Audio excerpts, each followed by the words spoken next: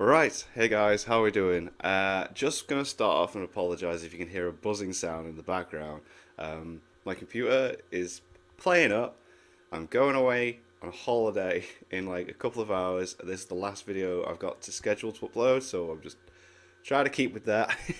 But we're on another video from Mother's Basement. Oh, it's fine. I can kind of hear it, but I'm not too sure how much the microphone's picking it up. If I wasn't using the microphone, my God, the headphones, you'd hear it. It sounds like it's about to take off. Don't know what's up with the fan. But anyway, we're on a video from Mother's Basement. This is the power of Shonen power systems, and we're just going to get right into it. Nothing gets anime nerds frothing at the mouth quite like a good power system. Daydreaming about all the horrific ways we'd play God if only we could clap our hands and do an alchemy. Puzzling Not horrific. I'm not too sure about that, but out alright. strategies for a dude with localized time reversal to take on a guy who turns everything he touches into Skittles. Crunching the numbers to determine precisely who can and cannot beat Goku. Well, yeah, that's the big one, isn't it? It's always like, this person would be Goku to fight. No, this person would be Goku to fight. Which universe is stronger? Power scaling. Blah, blah, blah. So, it's basically fantasy football for people who don't even want to imagine touching grass. It is. I suppose it is. Our collective obsession with this stuff has kept shonen battle anime at the top of this fandom for longer than I've been watching the stuff, or even alive for that matter. And today, we're going to take a look back at that whole history to see how popular power systems have evolved over the years and hopefully figure out what exactly makes the truly great ones great. With most important stuff in the world of shonen battlers, the easiest place to start talking about power systems as we know them today is Dragon Ball and its hugely influential ki system. Now, Akira Toriyama didn't invent the concept of ki or chi, nor was he the first guy to use it in the manga. The idea that there's this essential energy permeating the cosmos that animates all living things is a fundamental underpinning of ancient Chinese philosophy that has influenced many East Asian cultures. It's an essential component of feng shui, a variety of pseudoscientific healing practices, and most importantly for today's discussion, many forms of martial arts, from Tai Chi and Kung Fu to Aikido and Kendo. Generally speaking, martial artists use the idea of ki at all. It's only as a mental model to aid in mastering their own bodies. But if you've seen Super Eye Patch Wolf's bizarre world of fake martial arts, then you know there are also a lot of charlatans out there who claim to be able to directly weaponize this life energy. And you know, if you're writing fiction about something that already has such a fantastical idea attached to it, then it's only natural to work that into the story. So, of course, the concept made its way into a fair number of martial arts films and manga before Dragon Ball. So here we go. History lesson. Love these. Most notably, 1983's Fist of the North Star. Oh, of where course. he could, for example, be channeled into a dude's vital points with a rapid series of light strikes, causing his head to explode after you've had exactly just enough time to say, お前はもう死んでいる。 Nani? But he could also be fired off in blasts at distant enemies, a favorite technique of the villain Rao, though in the Fist of the North Star universe, it's generally considered to be more energy efficient and all-around tactically sound to just punch a guy 9 times out of 10. Ki blasts are mostly used for opportunistic ranged attacks and scoring psychological damage on less knowledgeable foes who don't really understand the how system, ki right, works. right. Nonetheless, Fist of the North Star's depiction of ki still had a huge influence on Akira Toriyama when he started writing Dragon Ball a year later, although he would take the idea even further beyond. Early on, ki is mostly used to explain the heightened speed, strength, and reflexes of the manga's most accomplished martial artists, but Goku also learns to channel his into the Kamehameha wave like 14 chapters in, and while its slow charge-up time means that it's not practical in a lot of situations, it immediately becomes his go-to finishing move. As the series went on, more dangerous opponents would periodically show up to challenge Goku with their own deadly ki-based finishers and moves, like Mercenary Tao, that guy who's totally not Master Roshi, he ain't and Master Roshi at all, no. Shinhan, who could also push ki through his feet, to levitate. One of many creative applications of the And then that idea that would evolves. start to crop up, like ki flashbangs or sacrificing all of your ki at once to ensnare the Demon trap King's someone soul away, in a yeah. rice cooker. Over time, Goku also started thinking laterally with the Kamehameha, using it to propel himself and avoid a ring out in the World Martial Arts Tournament, and a little later to rocket fist first through the Demon King's chest. Then the Demon King's son rapidly came of age and came for his revenge at the next World Martial Arts Tournament, showing off a variety of Lots cool of techniques different in ki the process. blasts, yeah. But more importantly, in preparation for that same tournament, Yamcha develops a technique to throw a small ball of concentrated ki at his enemies. And once Yamcha's allowed to do something, Everybody's got to be able to. there goes the neighborhood. Yeah. Welcome to Power Creep City. One big time skip later, fucking everyone can fly. Hell Folks yeah, are they can. throwing tiny bits of ki at each other like it's going out of style, and the forms evolved well beyond just the basic balls and beams. I mean, there's still definitely a lot of those, like 20 different flavors of Kamehameha, but you can also twist ki beams around each other to make a penetrating ki drill, spin those balls into a flat Destructo disc with a cutting yeah. edge, throw out tiny ki blasts like a Gatling gun, condense a whole bunch of ki into a teeny tiny ball that blows up a whole planet after the longest 5 minutes ever. It is the longest 5 minutes ever. Or you can ask all the good beings around you to channel their Spirit positive bomb. ki, Genki, into a spirit bomb, or Genki Dama, that specifically only destroys creatures who've tainted their own ki with, like, bad vibes. stuff, yeah. And honestly, this is all amazing stuff. As Dragon Ball went on, ki became this incredibly versatile concept that allowed Toriyama to craft a stupidly wide range of seriously beautiful battle scenes that are still iconic to this day. And for the kids at home, it became a lot easier and safer to try this stuff at home. Because instead of like kicking and punching each other just while mixing in blast the occasional Kamehameha or Tri-Beam or whatever, now they were throwing up Destructo discs, loudly charging their ki That's to go funny. Super Saiyan, and going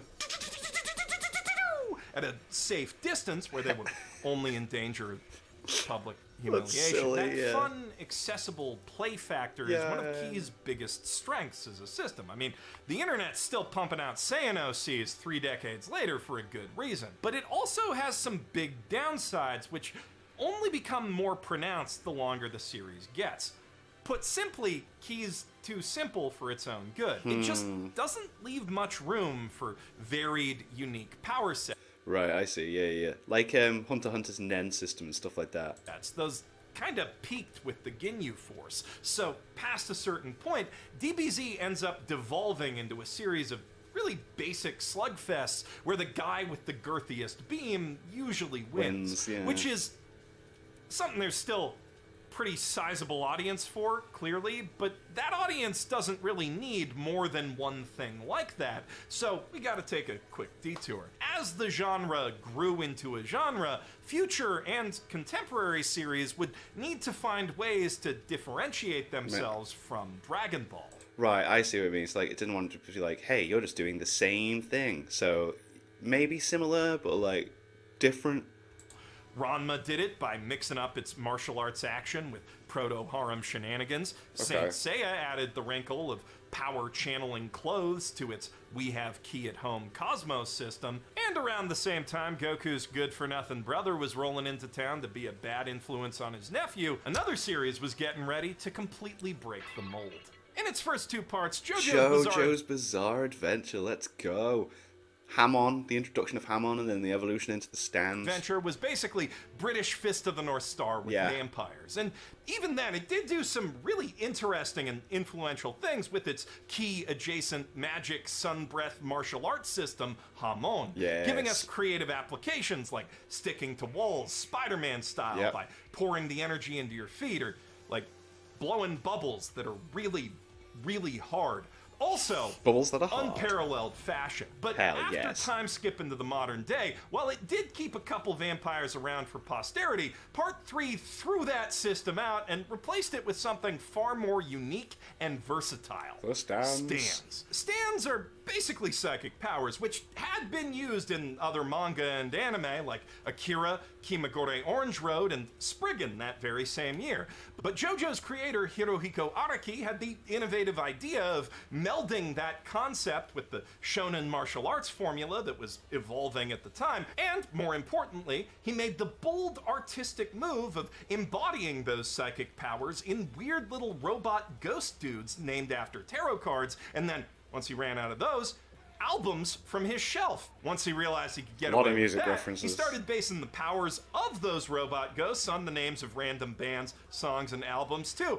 Always cool for one to pop up and be like, oh, I recognize that one. Or you question it, it's like, wait, it sounds a bit different, but it could be based off of them. Plus, random encyclopedia pages, pretty much anything he could get his hands on. And while he tried to add some hard rules to keep all of that semi-consistent, stands are more powerful the shorter the range of their abilities, unless they have an automatic function outside the user's control. A lot of villains and even some heroes just completely ignore that, and basically the system's anything goes. Oh mate, Kira's stand is so sick. Like, Explaining everything Stans can do would basically involve recapping the entire last 30 years of this manga. They can be a mini sun that follows you and gives you heat stroke, make a real big scary car, steal a guy's soul by beating him at video games, erase physical space from existence. they can trap you within a dream world and hurt you there, and you feel the pain. And when you wake up, anything that's been physically afflicted into that dream is going to do it in real life. Be a bomb inside your eye that sends you back in time when you spill secrets.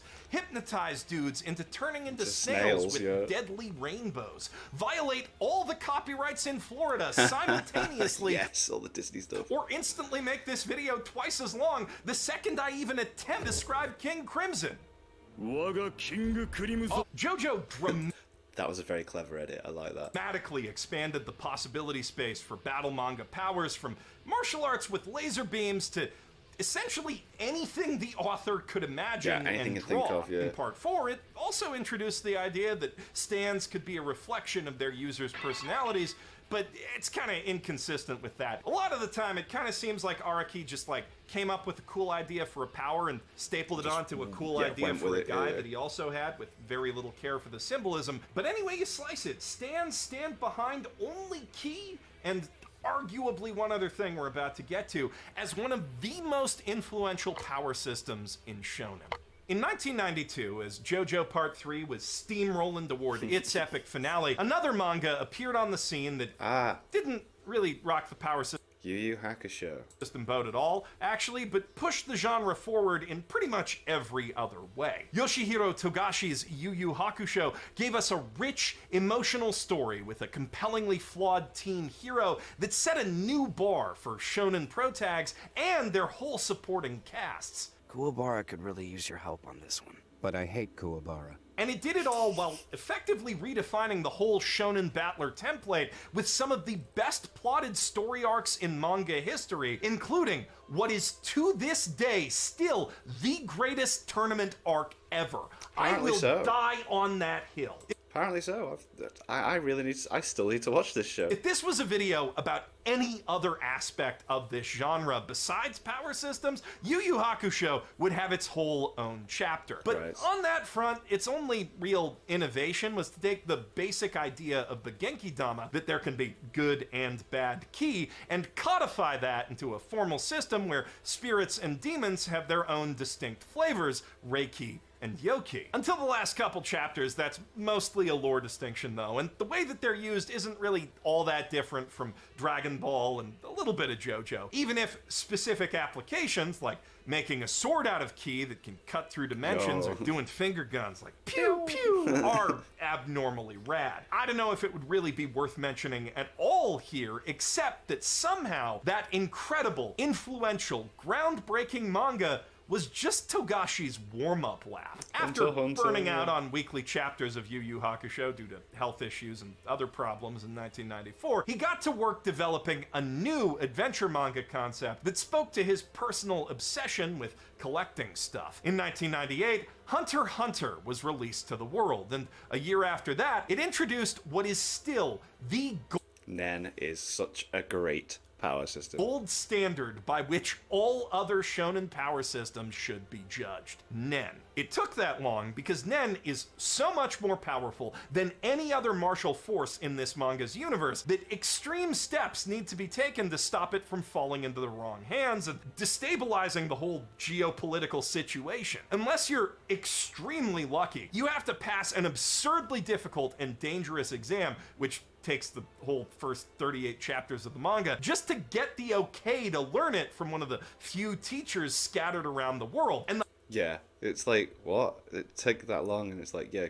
And then it's like, how are these people doing these things? Like, yeah, this is what you're going to learn. the Hunter Association doesn't even tell you it exists at that point, because they figure if you're really worthy of the license, you'll find it by You'll chance. figure it out which anyway, is yeah. fantastic world building on so many levels. Like, that's just the tip of the iceberg when it comes to the association's true political purposes. And when you find somebody who's learned Nen outside the association, that's a really big deal. But it's also extremely effective storytelling, because even before we learn what Nen is, we see a ton of characters using it. Yeah, and it makes sense later on. It's like, it's not just random powers that people have. It's like, it's within the world. Most significantly, Netero and Hisoka. So, unconsciously, we know there's got to be some explanation for the clear and overwhelming power gap Netero, between those characters and our heroes. Not to mention some reason that both of those guys see a lot of potential in Gon, which creates an immense sense of anticipation for the reveal. And is it worth all that buildup? Yes. Holy shit, yes. Nen is a true evolution of Dragon Ball's ideas. Not you. I was not calling for you. I will never be calling for you. I mean, the essential life energy that it taps into is called aura, not ki, and that's actually not a distinction without difference, because Nen combines the concept of ki arts with psychic powers. Still, like Dragon Ball, the core idea here is a martial art based around the manipulation of that vital energy. Except that Togashi actually bothered to figure out not just a name for that martial art, but the fundamental energy manipulation techniques that make advanced applications like ki blasts possible. Those fundamentals being 10. Concentrating your aura so it flows around we're going to go through it. Okay, your cool. The body different types instead in of that. floating Awesome. uselessly away. Zetsu, shutting off your aura nodes to erase your presence completely. Ren, amplifying your aura output to enhance your offensive and defensive capabilities, and amplify your presence, projecting an air of bloodlust that can intimidate other Nen users and even paralyze or possibly kill normal people without Nen defenses. And finally, there's Hatsu, manipulating your aura to produce specific and unique supernatural effects, the nature of which are determined by your own unique nature. Only when you've mastered all 4 of these principles have you truly achieved Nen. There is a lot more to all that than I'm letting on here, and also a bunch of advanced techniques based on those first 3 principles that I could get into, but I'm trying not to turn this whole thing into a giant steam and exposition dump, and golly, there sure is a lot of exposition to dump about this here power system. I mean, get a load of all these charts and graphs. I thought this was a battle manga, not the ding-dang infographic channel. If you haven't read or watched Hunter x Hunter, it can seem like a lot, and honestly, it kinda is. Even with Togashi's... I mean, it is, watch the anime, when they mention it, it does, like saying, it does seem like a lot to take in, but they don't go over the top with it, and it gets explained within certain fights and stuff as well. Like, so that's not just a massive info dump. slow drip approach to world building. But it's also a lot less complicated than all these numbers may make it seem, because at its core, Nen isn't really about math, it's about character. See, everyone in Hunter x Hunter's universe is born with an innate affinity for one of the 6 types of Nen that's directly tied to their base personality. You have thoughtful, persuasive manipulators able to control the physical world by infusing objects or animals with aura, impulsive, hot-headed emitters who can project their aura at a distance, stubborn, straightforward enhancers who can strengthen their own bodies and weapons with aura, playful, unreliable transmuters who can change the physical properties of their aura to make it sharp or electrified or... Bungee gum contains the properties of both rubber and gum, you see. Thanks! Great example! you're not supposed to be this close to a school. Now, all of the Nen powers we've talked about so far are effectively invisible to normal people, but the physical objects made out of the aura of high-strung, analytical conjurers are the exception to that rule. And on that note, the rare, charismatic specialist type is an exception to all the rules, either possessing an innate affinity for every type of Nen, or a unique power that defies categorization, like predicting the future. With practice, any Nen user can learn any non-specialist move. However, the further that move's type is from your type on this handy-dandy graph, the less powerful it'll be compared to someone with the right affinity, which of course opens the door to all sorts of min-maxy theory crafting just with the powers we see in the anime. But the real genius of Nen lies in how every user gets to craft their own signature moves within the confines of those categories. Yeah, because I like it. It's like, it doesn't matter how strong you are or powerful or that. Nen kind of levels the playing field, and you can kind of like figure out a way to beat your opponent. Meaning, every ability can be a unique manifestation of its user's quirks, fixations, history, and self-image. As a basic example, Kiryu is a prickly dude who keeps people at a distance, so symbolically it makes a lot of sense that he turns his aura into a taser. But also, that speaks to the history of abuse and torture he's suffered at the hands of his family, which taught him what electricity coursing through his body feels like. As a more complicated example, Netero has weaponized the Buddha of compassion, which reflects how he's twisted his peaceful faith to serve his ambitions as a warrior, and also suggests that he has something of a god complex, which, especially when you put him in contrast to Meruem, you know, that whole arc really deserves its own video. The psychological aspects of Nen are a fantastic character building and storytelling tool that allows Togashi and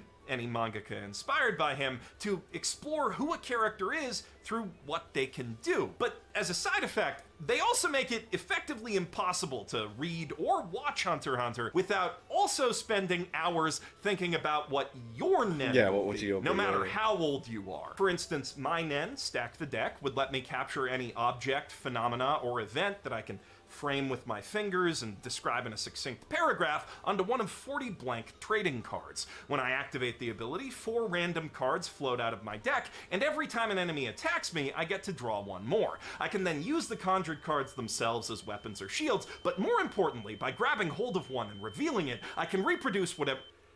Sorry. It's easy to get carried away and sort of start writing fanfics when you're thinking about Nen. I'm sure you can check the comments below to see plenty of proof of that. Mate, that'd be interesting, or actually. you could just watch Naruto. Masashi Kishimoto is a huge self-proclaimed fan of Togashi's work, but he doesn't need to be, because his own work does plenty of proclaiming for him. Tsunade's basically Big Titty Biscuit, the Akatsuki's just the Phantom Troupe in fancy bathrobes, the Chunin exams are basically the Hunter exam in Groucho Marx glasses, and when Kishimoto's editor told him Naruto needed a rival, he basically just threw Togashi's 3 most popular characters in a blender. And likewise, in figuring out the mechanics of Naruto's chakra, he borrowed a lot of concepts from Aura, right down to the litmus test that defines the nature of one's powers via how they change the state of the testing medium. Chakra paper is a less interesting medium than Hunter x Hunter's Leaf in Water, IMO, but on the flip side, it's way less likely to prompt a angry letter to the editor when the kids play pretend all over the kitchen table. In a similar vein, the hand signs used to activate jutsu at least give Naruto's power system a distinctive aesthetic, while also... Yeah, it gives it like that look, doesn't it? Like, it's that cool little, like, oh yeah, he's doing hand symbols all over the place. And then you get all the TikTok videos where there's people like doing all the hand signs to the music and matching it up. That's sick. Giving kids a very accessible way to play ninja without the obvious risks.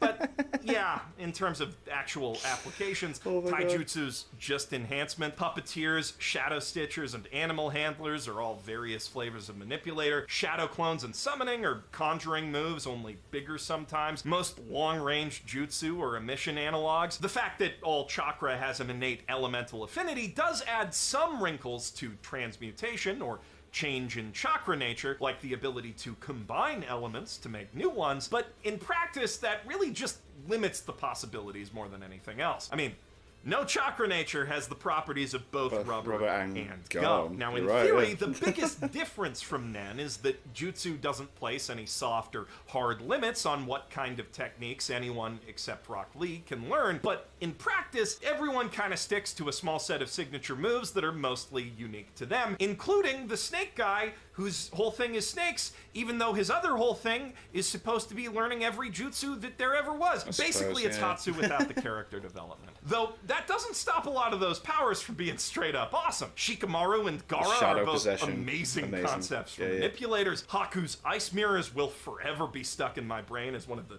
coolest conjuring type powers ever. Deidara's exploding clay bird things just fucking rule. Yeah, it's cool. Rule of cool takes Naruto a long way. And Kishimoto's skills as an illustrator and fun tactical fight choreography take it even farther. Also, to be fair, he didn't take all his ideas from Hunter x Hunter. No one uses Nen to walk on walls.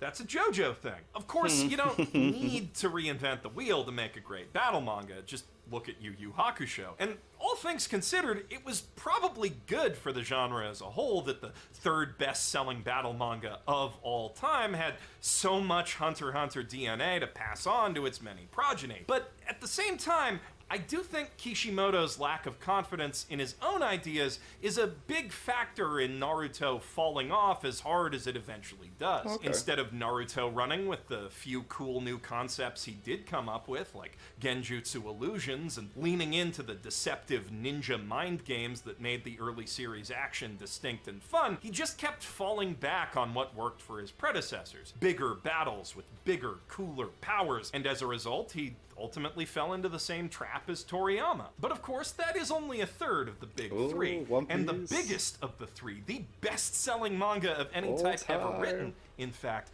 put plenty of its own fun ideas on the table in the form of a delectable fruit spread. In 1997, Eiichiro Oda's One Piece introduced the world to Monkey D. Luffy, a shonen hero with a fighting style unlike any shonen fans had seen before, It is very different.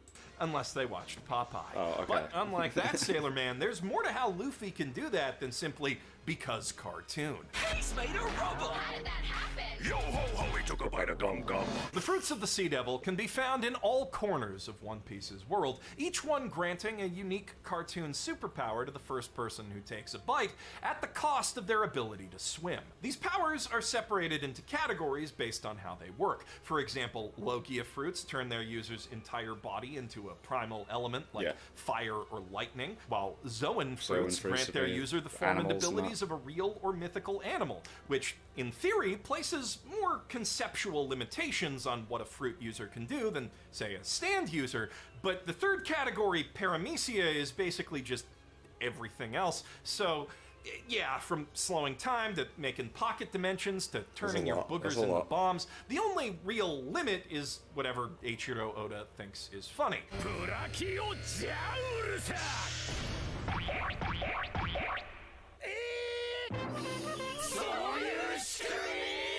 Although Oda does carefully consider what each power set can and can't do to give each character their own interesting problems to solve. The same fundamental dynamic that makes JoJo fights so consistently engaging and varied.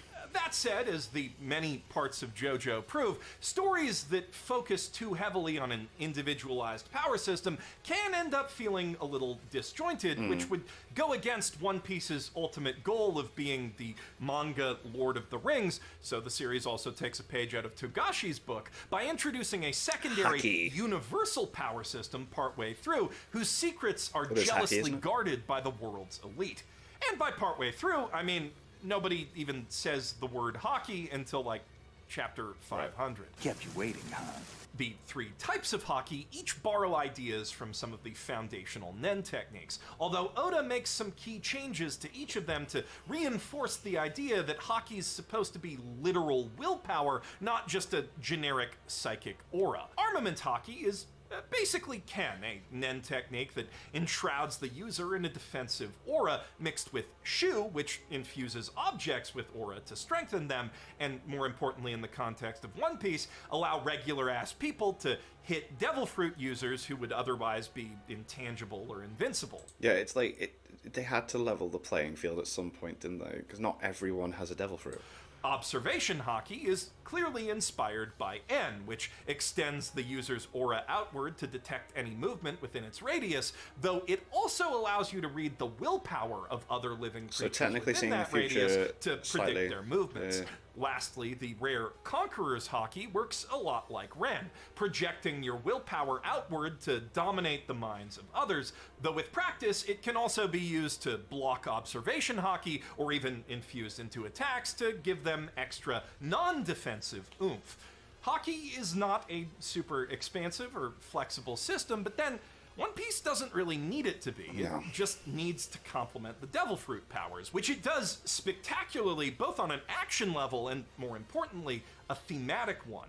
Devil Fruits reinforce the idea that One Piece's world is this wild, chaotic, and unpredictable place full of untold wonders, whereas Haki is a manifestation of the idea that those with big enough dreams, strong enough convictions, or a keen enough sense of their surroundings can handle anything that world might throw at them. One Piece is incredibly smart with how it uses its power systems to reflect its core ideas. But even smarter than that, if you'll permit me a quick tangent, is how it uses and subverts the idea of explicit power scaling. You probably know power scaling as the fan practice of comparing and contrasting fictional feats of strength Oh yeah, that guys, we're well aware of power scaling. to win online arguments about whose imaginary dad can beat up who. But it's also something that authors can make use of, and it even serves a purpose within a narrative. When a dude with a big ass number shows up and kicks a bunch of other dudes' asses, but then another dude comes in, and that first dude asks the dude with the scouter what's his power level, and then that dude's all like, It's over 9,000. it's Rah. always hype. It is all but impossible not to feel some level of excitement whenever a battle manga does that, so long as they don't overuse the So yeah, the bounties is a good one. trick. 魔力290武力470 Oh mate, yeah, Seven Deadly Sins didn't need to do that. It was too 気 much. 力100の投球860 But, of course, whenever you show a numerical measure of power like that, you're encouraging your fans to think in those same terms. And while fan power scaling can be harmless fun, it's also birthed some of the most toxic and pointless flame wars in the history of the internet, and it's easy to get so caught up in who's stronger than who that you completely lose sight of the actual story conflicts driving the fights. Sometimes that even happens to the writers. ふむふむふーまギルボーの投球1970から2330に上昇ハウザーの投球1910から2350に上昇 So to avoid such distractions, a lot of Yeah, it's annoying. It's so annoying. mangaka just toss out power levels altogether, sacrificing that easy hype building tool to make their battles more dynamic and keep the focus on the story. But One Piece found a way to have its whole cake island and eat bounties. it too by replacing power levels with bounties.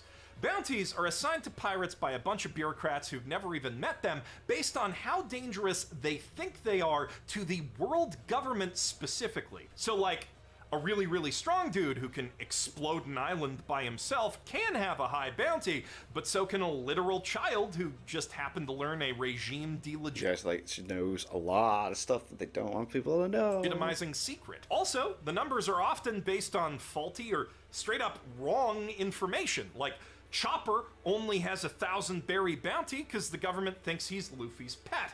And thanks to the many distorted tales of his heroics, God Usopp's Usopp. bounty is 500 million, when it should obviously be way higher. I mean, dude absolutely demolishes Ultra Instinct Goku. It's not even close. But, of course, that's the whole point.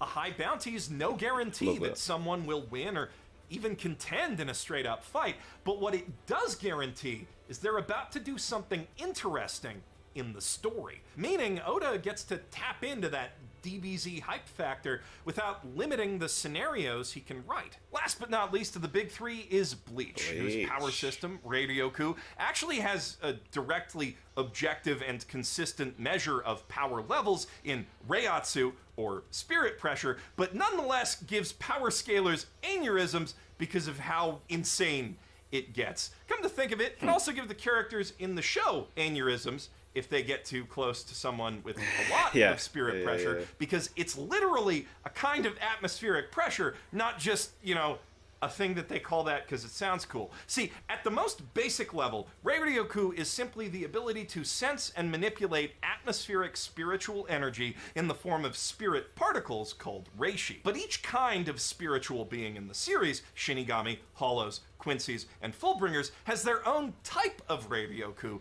each of which interacts with those particles in fundamentally different ways. Also, the stealth sequel, Burn the Witch, added wizards, dragons, and dragon-clad We've got more Burn the Witch on the way, haven't we? Which is quite interesting. to the mix, but we ain't got time for all that. To put a very long story short, Shinigami and spirits like them use reishi generated by their own spiritual cores to fight, whereas Hollows eat other spirits to absorb their it. reishi. Yeah. This then converts that reishi into hollow reishi, which has the property of eating away at other reishi around it, and that makes it toxic to human Quincy's, whose powers are fueled by taking reishi in from the environment around them. Then, lastly, we have the Fullbringers, another type of human whose mothers were attacked by Hollows while they were in the womb, and therefore when their souls were forming, which left trace hollow powers in their souls that let them manipulate the souls of physical objects around them, which makes Fullbrings the only type of power in Bleach that can actually affect the physical world directly, whereas all the other ones only affect the spirit world. Take notes. This will be on the quiz later. Oh, no. But actually, though, if you're the right I'm kind terrible. of nerd, you may get a lot out of reading Bleach with a notepad handy. Tite Kubo worked out this power system down to like the particle physics level. We're talking Brando Sando levels of magical overthinking here. But unlike Mr. Sando, or Mr. Togashi for that matter, Kubo doesn't lean on a narrator to explain any of it. Actually, he barely tells the audience how it works at all. Instead, Just he let it simply happen. shows the powers working. And if there happens to be a character around who cares about that sort of thing, they might try to reason out how the powers are working to the best of their understanding, but most of them are wrong to at least some extent, or distracted by something, like trying not to die in the middle of a big anime fight. yeah. And the few super genius scientist characters in the series So, like, you fight someone with a sword, and then you're like, wait, I really need to hold back here and figure out my power system and how it's like, nope, I need to survive. who do actually understand how everything works are all either deeply arrogant, intentionally cryptic assholes, Mengele-level psychopaths, or both. So, of course, they're not going to explain shit to the reader. Thus, it's up to us to puzzle out from reading each individual fight how all these forms of Rei-Ryoku work, what they say about the characters who use them, and why they work the way they do. Not that you have to dig into this stuff to appreciate the story, mind. Even if you pay zero attention to all the little lore nuggets sprinkled throughout, Bleach is still a thoroughly exciting, if slightly repetitive and predictable, series of magic Chandra points duels it is, that yeah. kick ass at basically any predictable level bit. of engagement. If you do connect those dots, though, you come to realize that reishi particles aren't just a more sciencey take on your typical I can't believe it's not key universe permeating life force. They're the fundamental building block of the Bleach universe itself. Physical and spirit world alike, everything in this series is made of the stuff, which is not a detail that the manga ever explicitly gives away, but it's the only explanation for how the spirit pressure levels between Earth and the spirit realm could be exactly equal, with the wibbly-wobbly, timey-wimey membrane of spirit stuff between them threatening to pop if the differential ever gets too big, with the fact that there's clearly way more spirit particles in the atmosphere of Soul Society. The reason for that is all the spirit particles in the real world are inside physical objects. Neato. But why does any of this matter? I guess it kind of doesn't. I mean, I think it's super neat, and It's I cool. wanted to include it in this video because it's so neat. The way that Kubo manages to cram so much complexity into a story with effectively as much exposition of Dragon Ball is just crazy. But because Bleach is so good at hiding its power level, its power system hasn't really been as influential as some of the other manga we've already talked about that just kind of hand it all to you. Easier to copy notes when the author actually Tells wrote you. those notes down. Yeah, yeah. You know? Looking at the newer generation of shonen battle series Jujutsu and their Kaisen? power systems, you can see the influence of the big other two everywhere. My Hero Academia creator Kohei Horikoshi's first ever Jump published work was One Piece fan art. So it's probably not Makes sense. surprising that Hiroaka's quirk system has a lot in common Very with much devil like the devil fruits. fruits, Quirks yeah. all fall into three broad categories: permanent body mutations, temporary transformations, and emitter abilities that cover pretty much everything else. In fact, the conceptual range of what quirks can be might be even greater than devil fruits simply because they're allowed to be completely useless. Though, on the flip side, the fact that they need to be plausible biological functions does limit them to a degree. That biological aspect is easily the most interesting thing about the system, and where it really starts to differentiate itself from its inspiration. Where devil fruit powers are relatively rare, quirks are so common that it's weird for someone not to have one. And instead of all quirk users having one universal kryptonite-esque weakness, each power has interesting, unique drawbacks related to how it works and how that clashes with normal human biology, which the users need to learn to work around in order to be more effective with their powers. Kind of like mutants and X-Men, which were also obviously a big source of inspiration for this superhero story. Yeah, of course. And of course, the fact that quirks are genetically heritable has all sorts of horrifying eugenicsy implications that the story's able to run with in different directions from both One Piece and X-Men. Meanwhile, Yuki Tabata's Black Clover borrows as much from Naruto as Chakra borrowed from Nen to I've loved Black Clover, you know. I've nearly caught up. I'm on episode like 130 something now. build its mana system. Though Black Clover does lean a little harder into each character having their own innate signature abilities, with a subsystem that ties them learning new spells directly to their From their character group, yeah, development. yeah. It also has its own equivalent to Jinchuriki, humans in Naruto whose jutsu is enhanced by the tailed beasts The sealed devils. within their bodies in devils and devil hosts. But again, Tabata takes that lore in a very different direction from Naruto, the same way that Kishimoto used Togashi's ideas as a springboard for doing his own thing. Still, it is very much the same kind of thing that Naruto is doing, and if you like one series, you'll probably like the other, which yeah, isn't something I can necessarily say when it comes to Bleach and Shonen Jump's other big manga about an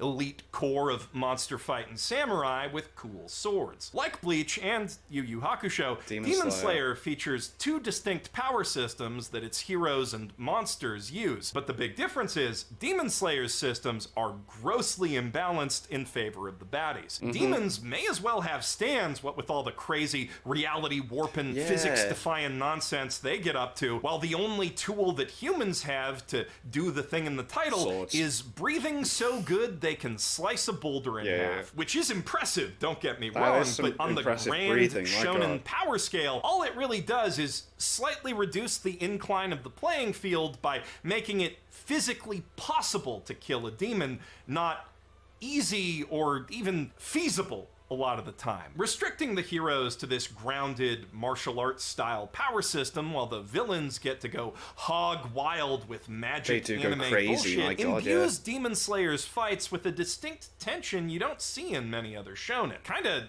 just Attack on Titan in those early chapters where the humans' only edge is their maneuverable gear, and the first two parts of JoJo, which were also about destroying the heads of mind-bendingly OP immortal bloodsuckers using nothing but proper breathing techniques. Of course, both those Interesting, yeah. series eventually moved on to totally new power systems for a reason. As tense as that one-sided dynamic can be, restricting your hero's power set like that likewise restricts the variety of battles that they can fight in, which does work for Demon Slayer with its smaller scale conflict and relatively short and sweet 4-year run, but threatens to get tedious fast in any longer story with a larger scope. Now, compared to stands, Titan shifting is obviously a much more natural evolution of that relatively regular dudes versus OP monsters dynamic. I mean, if the monsters in your setting have supernatural abilities already and humans don't, then it follows that we'd probably invent or discover a way to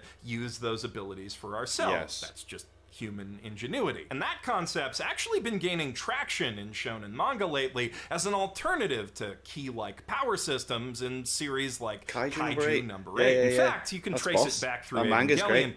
way past Dragon Ball and Fist of the North Star, all the way to Go Nagai's Devilman in 1972. However, if you hadn't noticed, this video's already way too fucking long. And if I got into that, I'd also have to get into the body horror-based power systems of seinen battle series like Parasite and Tokyo Ghoul. Besides, you can't really talk about Titan shifting without explaining Gundams and new types. And if I did get into Kaiju number 8, then I'd also have to talk about other Jump series that haven't been animated like Undead Unluck or Yozakura Family. And then I'd have to go on a whole big rant about how Somanin makes no god... Because isn't Kaiju number 8 coming out this year and then Undead Unluck next year?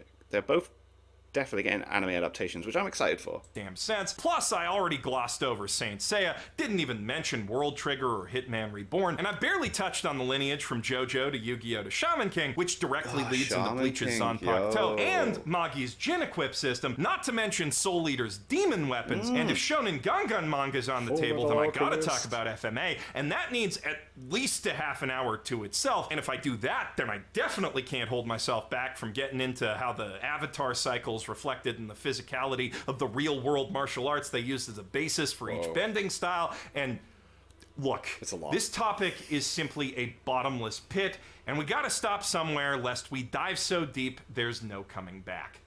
Wait, shit, do relics count as... No, stop it, Jeff. Focus. Okay, I'm gonna talk about exactly 2 more Shonen Jump series, and then we're done. What's more, I'm going to talk about them at the same time, because Chainsaw Man's Devils and Jujutsu Kaisen's titular curses are, at least on a surface level, almost identical concepts. Both are monsters born from negative human emotions focused on certain places, objects, or ideas, with power directly proportionate to our collective fear of whatever they represent. And both can only be defeated by humans who are able to turn that evil power against them. But the similarities kinda end there. In Chainsaw Man, humans have no way to tap into the power system on their own, though that also means there's no limits on who gets to have powers. Anyone can become a devil hunter if they're desperate or crazy enough, but to do so, you need to make a contract with the devil, which almost always comes at a very steep cost, including but not limited to your skin and or organs. Though there are exceptions if a devil has something to gain from working with a person, gets along with them, or just plain thinks they're hot. Basically, there's no rhyme or reason as to who has what powers in the Chainsaw Man universe, and the limits on using them are entirely arbitrary. Meanwhile, Jujutsu, the ability to sense and manipulate Juryoku, or cursed energy, is anything but. It's a rare power, granted at birth to a select few individuals with the right genetics and brain chemistry. Most of those questionably lucky few are also born with an innate cursed technique that allows them to manifest that energy or bend reality with it in some unique way. Even without a technique, you can still use cursed energy to enhance your physical abilities or create simple psychic constructs like barriers or shikigami, but you ain't gonna be doing a Rasengan or Kamehameha unless you were born that way. Much to the chagrin of series protagonist and avid Shonen Jump reader Yuji Itadori. って感じなんだよね。大丈夫？ Jujutsu Kaisen takes clear inspiration from basically every Everything. Shonen series we've talked about so far, using tropes and references from those series to set expectations that it then uses to play crazy mind games with the audience and ultimately hurt us very badly. 祈りとは心の所作 Ow! My feelings. And its titular power system is likewise a massive melting pot of ideas that borrows bits and pieces from most of those influences to create something new and distinctive. Though, that said, like his inspiration Kishimoto-sensei, Akutami-sensei was clearly the most inspired by Togashi-sensei. Much like Nen, the range of what curse techniques can do is vast and varied, and the abilities generally symbolize something about the characters using them.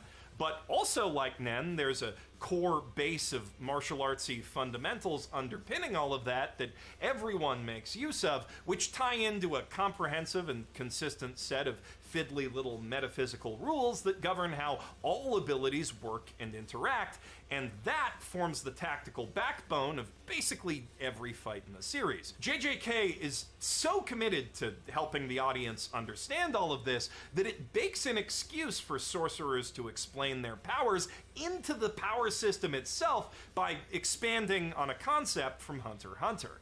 Nen contracts allow characters to enhance their abilities by adding some sort of restriction or element of risk to the use of that ability. Binding vows... Yeah, like Kurapika's thing with the whole Phantom Troop, like, it's super OP technique, but it can only be used on the spiders. Are basically the same idea, only Jujutsu sorcerers can make them with each other as well as with themselves. And in accordance with that, by accepting the risk of telling your enemy how your cursed technique works, the technique becomes more effective on them. However, you don't have to explain everything about the technique to get that advantage, and by omitting key information, you can even mislead your opponent to give yourself a different sort of advantage. By Clever using stuff. plot devices like that to help its audience understand and tactically engage with its action, JJK is able to make its fights feel a lot more intense, and all of their outcomes feel earned. In contrast, Chainsaw Man has zero interest in explaining how any of its supernatural nonsense works, and not in the Bleach sort of way, where it leaves a breadcrumb trail of clues that attentive readers or viewers can follow to an epiphany about how that stuff works. All of Chainsaw Man's coolest moments leave you thinking, wait, What just what happened? the fuck? Yeah. But then, if you take the time to rewatch or reread the series and really contemplate what it all means, you'll eventually come away thinking, no, seriously, what the fuck? Logical understanding is the antithesis of fear. Our brains only keep us up at night pondering shit when we don't understand that shit. And understanding that shit, Tatsuki Fujimoto flatly refuses to formally categorize or systematize devil powers at all. Devils regenerate when you feed them human blood, and the scarier they sound, the scarier they are, but those are the only consistent rules, which makes Chainsaw Man kind of bad at delivering those hype 4D chess moments that the best shonen battle series are known for basically all the same reasons. Yeah, but Chainsaw Man's not about the fights, is it? Jujutsu Kaisen's so good at it, but by sacrificing that, it can play to different emotions very effectively. Jujutsu Kaisen is a horror-themed shonen battle tragedy. Chainsaw Man is a shonen battle-themed horror comedy. And the difference between their power systems and how we comprehend them is the difference between those genres. In Jujutsu Kaisen, if an evil spirit traps you in an infinitely looping hallway, all you gotta do to get out is run in opposite directions until the cursed technique maintaining the barrier around that space collapses. In Chainsaw Man, your only recourse is to create a perpetual motion machine of blood and agony so unbearable that it drives the concept of eternity itself to give up, Yeah, it's which like, is pretty fucking metal. I'll kill whereas myself, I want to Jujutsu die. Kaisen's approach is more, I don't know, prog rock? To be clear though, I'm not saying either system is better than the other. Both work for what the story they're in is trying to accomplish. And that, ultimately, is the most important measure of quality for any power system. Not how deep or technical or original or logically consistent it is, not how it ties into the lore, not even how fun it makes the fights.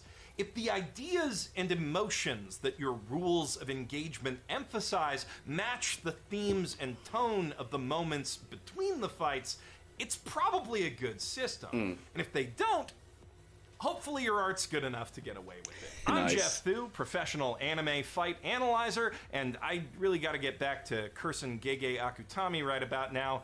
If you're reading the manga, you know why. That was very good. Very cool. Very cool. Interesting look at all the different power systems and how they evolve from certain ways and how certain things work, and inspiration from certain things and expanding on how certain things work and that. Yeah, that was boss. Anyway, thank you to my patrons. If you want to be named at the end of every video I upload, link in the description to the Patreon page. $1 a month for the support channel. It's greatly appreciated. Thank you for that. Thank you all for watching. What do you guys think of that? What do you guys think of this? Click like, subscribe if you want to leave comments down below. Let me know that you'll watch us in future videos. I'll see you guys next time.